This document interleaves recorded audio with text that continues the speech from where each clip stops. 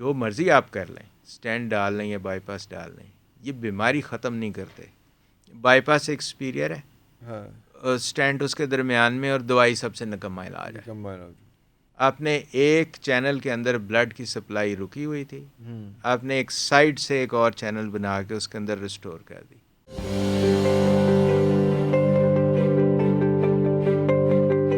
ایسے بھی واقعات ہوئے کہ ایک بندہ جو ہے وہ ہاسپٹل پہنچا اور وہ فیملی اس کو لے کے گئی اور وہ راستے میں جو ہے ہی passed away, he was no مور.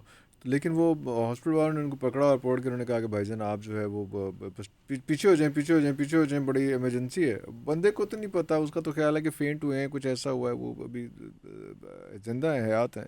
اور اتنی آسانی سے مان لینا کہ میرا والد یا میرا رشتے دار مر گیا ہے، وہ بھی ایک جو ہے وہ ماننے کو تیار نہیں ہوتا. لیکن پتہ چلا کہ جی وہ فوت ہو چکے تھے اور ڈاکٹرز نے ان کو رکھا وہاں پہ، اور وہ چنگا پلا انہوں نے بل بنایا، اور بل بنا کے ان کو کہا کہ جی اے بل لے گئے تو اے لو، تو پھر اے بل جمع کراؤ تو اپنی ڈیڈ باڈی تُس لے کے آئے. So dead body you can take the dead body after you pay the certain amount of bills and ایوری تھنگ. یہ بہت سے واقعات اس طرح کے، اٹس ناٹ جسٹ ون اور ٹو اور دیکھیں تھری. یہ اسی وجہ سے تقریباً دنیا کا ہر ملک اور ہر سوسائٹی جو ہے وہ اس بات پہ زور دیتی ہے کہ ایمرجنسی سروسز سرکاری طور پہ فری ملنی چاہیے، ہے نا. یہ امپورٹنٹ چیز ہے. یہ امپورٹنٹ چیز ہے. ان سب چیزوں کا حل ایک ہی ہے.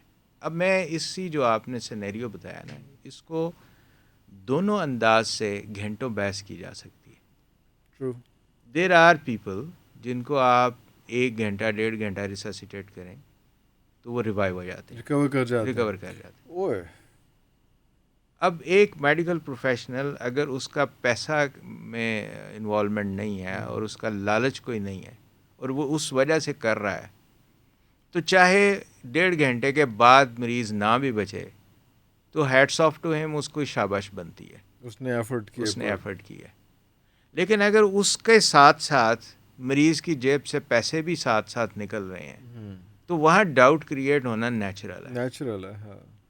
اب جیسے فار ایگزامپل اگر کوئی بھی مریض جو ہے وہ جسٹ ہاسپٹل کے اندر سے ہو کے چلا جائے، سرکاری اسپتال میں سے بھی، تو گورنمنٹ کے 6-7 ہزار روپے خرچ ہو چکے ہوتے ہیں منیمم، جسٹ ایسے انٹر ہو کے چلا گیا ہو. اب اگر اس کو گورنمنٹ کی ایمرجنسی سروس کے اندر 1.5 گھنٹہ ریسسیٹیٹ کیا اور اس کو مختلف ٹیوبز ڈالی ہیں، انہوں نے نالیاں ڈالی ہیں، وہ ٹیکے لگائے ہیں، دوائیاں دی ہیں، شاک دیا ہے، ان سب کی اگر آپ کاسٹ کیلکولیٹ کریں تو یہ لاکھوں میں چلی جاتی ہے. چونکہ وہاں بل نہیں دینا پڑ رہا تو وہاں یہ ڈاؤٹ کریٹ نہیں ہوگا کہ اس نے بدنیتی سے اتنی دیر تک اس کو غیر ضروری طور پر اس کی چیسٹ کے اوپر وہ مکے مارتے رہیں، مکے مار رہے ہیں یا اس کو شاکس شاک لگاتے رہیں. لیکن اسی کا جب اگر آپ بل بنا کے دیں گے تو وہ بہت نیچرل ہے اس چیز کو یہ خیال پیدا ہونا. لہٰذا میں یہ تو نہیں کہتا کہ ایسا بدنیتی کی بیس پہ نہیں ہوتا، ڈیفینیٹلی ہوتا ہوگا کہیں نہ کہیں. لیکن دوسری طرف وہ بھی ہے کہ if we stop doing it تو ہاؤ مینی پیپل جو کہ ہم سیو کر سکتے تھے وہ لوز کر جو ریکور کروا سکتے تھے ہم نہیں کریں گے اسی چکر میں. اس میں یہ جو اسٹنٹ ہوتا ہے، اسٹنٹ تسی پاندے ہوتے کہندے ہو کہ بندہ آیا تو ان کے 2 اسٹنٹ پا دے. اور نارملی کہا جاتا ہے کہ یار جو اس 40+ میں کوئی 50-60% ہارٹ جو ہے نا، جب آپ اس کا جو پراپر اس کا ایگزامینیشن کریں گے تو وہ ہر بندے کا 50% کا بلڈ سرکولیشن یہ وہ سارا وہ چل ہی رہا ہوتا ہے. شاید 70 کے +% سے اوپر جائے تو فلیگ ریز ہوتا ہے، چیزیں ہوتی ہیں. لیکن ہم جائیں تو ہم کہیں گے یار آپ کا جو ہے ہارٹ 50% یا 60% ورک کر رہا ہے، اور بھائی 2 اسٹنٹ پا دے، 3 اسٹنٹ، 3 نہیں 2. اچھا یہ کمپلیکس سائنس ہے کہ کتنے پرسنٹ کام کر رہا ہے، اور یہ لوگ یہ پرسن ٹو پرسن ویری بھی کرے گا. یہ جو آپ نے سینیریو بتایا نا 60% اور 70% والا، یہ ہارٹ کے فنکشن کی بات نہیں ہے، یہ بیسیکلی ہارٹ کی جو نالیاں ہیں ان کے سائز میں نیروئنگ کی بات. 70% سے نیچے کو ہم کہتے ہیں کہ جسٹ ٹیک دا پریکاشنری میجرز اور لائف اسٹائل اور ہلکی سی میڈیسن ہم دیں گے تو کہیں گے کہ اٹس کلوز ٹو نارمل، آپ یو کیری آن. لیکن احتیاط کرنی شروع کر دیں اور ریگولر اس کو فالو اپ کرنا شروع کر دیں.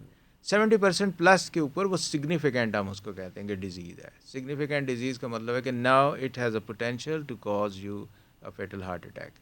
Now you have to take it seriously from اس کا علاج here. کرنا پڑے گا. Yeah. اس کا علاج کرنا پڑے گا. اور اس کا علاج جو ہے تینوں طریقے سے ہے، دوائی ہے اور اس کی اسٹینٹ ہے اور سرجری ہے. اب یہاں یہ تینوں اکٹھی ہیں یا یہ الگ ہے، یہ ہر مریض میں الگ ہے. یہ تین option person to person vary بھی کرتا ہے، یہ کنڈیشن کے مطابق ہے. آپ کا لائف سٹائل پہ بھی لگے گا. اور جو ہمارے ہاں ایک فالس بلیف پیدا ہونے شروع ہو گیا نا کہ شاید بائی پاس ایک سپیریئر ہے، اسٹینٹ اس کے درمیان میں، اور دوائی سب سے نکما علاج ہے. یہ ہمارے ہاں ایک جنرل پرسیپشن اب بلڈ ہو چکی ہے کہ دوائی پہ ٹرکھایا آپ نے، دوائی پہ ٹرکھا دیا ہے، اور اسٹینٹ کا یہ پیسہ بنانے کے لیے شاید کر رہے ہیں، شاید ضرورت تھی یا نہیں ہے. اور بائی پاس سے میں کرانا ہے ہونا اگر نالی ہو گئی ہے بند تو مینوں پتہ ہے کہ اصل علاج جڑا ہے نا وہی ہے. حالانکہ ایسا نہیں ہے. بہت سارے ایسے لوگ ہیں جس میں 70% ڈیزیز ہوگی اور ہم کہیں گے آپ کچھ بھی نہ کروائیں، آپ جا کے دوائی کھائیں اور گھر آرام کریں. کچھ ہیں جس میں 90% اپنے لائف سٹائل میں یہ چینجز کر لیں، دوائی کھائیں، ٹھیک ہے. 95% والی ٹائٹ ویسلز میں بھی ہم کئیوں میں کہیں گے کہ جی یہ صرف ایک اسٹینڈ ڈلے گا یا 2 ڈلیں گے تو انشاءاللہ یہ کام ٹھیک ہے. 95% والی میں بھی ارے تو کئی ایسے ہوں گے جس میں وہ تھوڑی ہوں گی 75-80% بھی، لیکن ہم کہیں گے کہ نہیں اس میں ضروری ہے کہ ہم سرجری کریں، بائی پاس ہی کریں. وہ کیوں ہے؟ وہ لوکیشن آف دیٹ نیروئنگ پہ ڈیپینڈ کرے گا. اس کا پوٹینشیل ٹو کاز ڈیمیج وہ اس پہ ڈیپینڈ کرے گا. پھر اس کی ٹیکنیکل ڈیفیکلٹی پہ ڈیپینڈ کرے گا کہ اس لوکیشن میں اسٹینٹ ڈالنا سیف بھی ہے یا نہیں. اس کو کھولتے دائیں بائیں 2 آرٹریز اور خراب کر دیں، ڈیمیج ہو جائیں.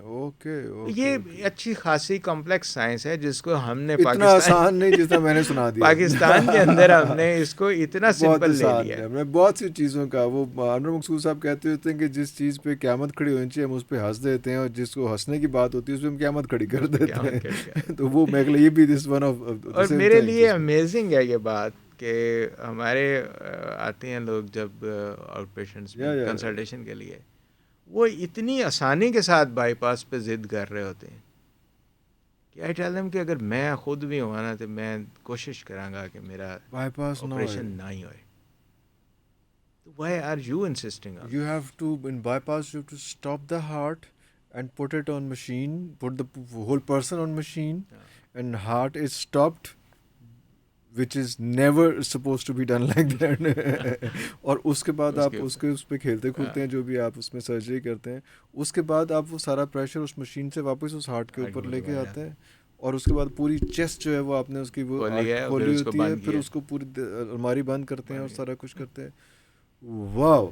اور ہم نے اس کے بھی جو آپ ساری سٹوری سنا رہے تھے تو اس سے مجھے ضروری ہے یہ بتانا کہ یہاں کچھ لوگ یہ بھی کہیں گے کہ وہ جی ایک بیٹنگ ہارٹ بھی ہوندا طریقہ جس میں آپ ہارٹ نہیں روکتے، تو وہ اس طرح کریں، چاہے ویسے کریں یا ویسے کریں، وہ آپ پورا اس کے نظام سے کھیل رہے ہیں، کمپلیکیٹڈ ہے اتنا ہی کم.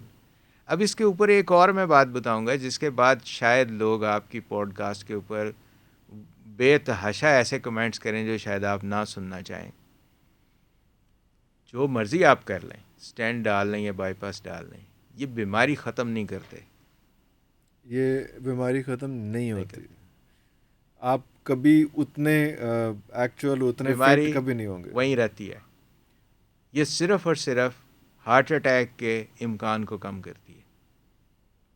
آپ نے ایک چینل کے اندر بلڈ کی سپلائی رکی ہوئی تھی، آپ نے ایک سائڈ سے ایک اور چینل بنا کے اس کے اندر ریسٹور کر دی، بائی پاس کر دیا، جس کو بائی پاس کہا جاتا ہے. اس میں کہا جاتا ہے کہ وہ اس ویسل کو ویسے ہی چھوڑ دیا اور ایک نیا پاتھ بنا دیا. یا آپ نے جہاں وہ بلاکیج تھی وہاں جا کے بیلون کیا، اس کو کھولا اور اس کے اندر ایک سپرنگ نما جس کو سٹینڈ کہتے ہیں چیز رکھ دی کہ یہ دوبارہ فی الحال فوری طور پہ بند نہ ہو. لیکن اگر آپ نے خیال نہیں رکھا اور آپ نے اپنے لائف سٹائل میں چینج نہیں کی تو یہ اگلے 3-4 سال کے اندر it will be back to the same level. Even it's bypass or stent or medicine or whatever, you have to take it serious. You are just buying time to improve yourself.